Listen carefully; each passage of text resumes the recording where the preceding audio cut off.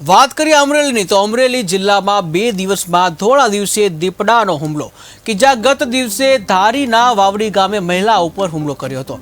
આજે વડિયા પંથકમાં ધોળા દિવસે દીપડાનો હુમલો જ્યાં અરજણસુખ ગામે ખેત કામ કરતા જે ખેડૂત ઉપર હુમલો કર્યો છે કે જ્યાં દીપડાએ અટેક કર્યો છે જ્યાં પતિ પત્ની બંને ઉપર અટેક કર્યો છે। ત્યારે પોતાના ખેતરે જે ઝાડ વાઢતા હતા ત્યારે આ ઘટના બની હતી જ્યાં દીપડાએ ઝાડમાંથી નીકળી ખેડૂત ઉપર હુમલો કર્યો હતો।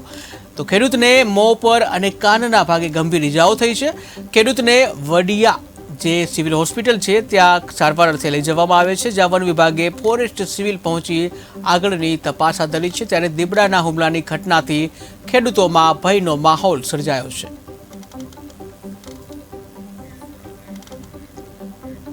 અમે બે ઝાડ લડતા હતા આવીને દીપડાએ સીધી હુમલો કર્યો અને પસાડી દીધા।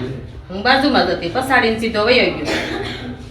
સરકારી પાછળ ટાંકા એવા છે, આંખની નીચે ટાંકા। કોઈ પણ જાતનો ઈલાજ કરે એટલે અમારે પછી આ વાડીએ જવું કે ન જવું એમાં 6 મહિના થયા અહીંયા છે અમારે જંગલમાં પાછળ છે બાવળની કાંઈ તો એમાં પડ્યો રહે। ચોમાસાની વાવણી વાવાઈ ગયા તેદુનો છે, આજકાલ લો નથી। સરકારે આનો ઈલાજ કે કરવો જોઈએ ને, પકડીને ગમે ત્યાં જંગલમાં અહીંયા જંગલ ખાતાવાળાને લઈ જવો જોઈએ। હુમલો કર્યો ને ત્યાં ઝાડ વાટતો હતો ને મારો ભત્રીજો હોકળામાંથી ઉપરથી સીધે આવી સીધો હુમલો કરી લીધો મારે એટલે ડાયરેક્ટ કાંઈ કાન પાસે આંખ પાસે સીધો વસડ પોતાની વાડીએ લગભગ 8 સાડા 8 થી આવી એને પાસે લોહીની ચાલુ થઈ ગઈ, લોહી નીકળી ગયું છે।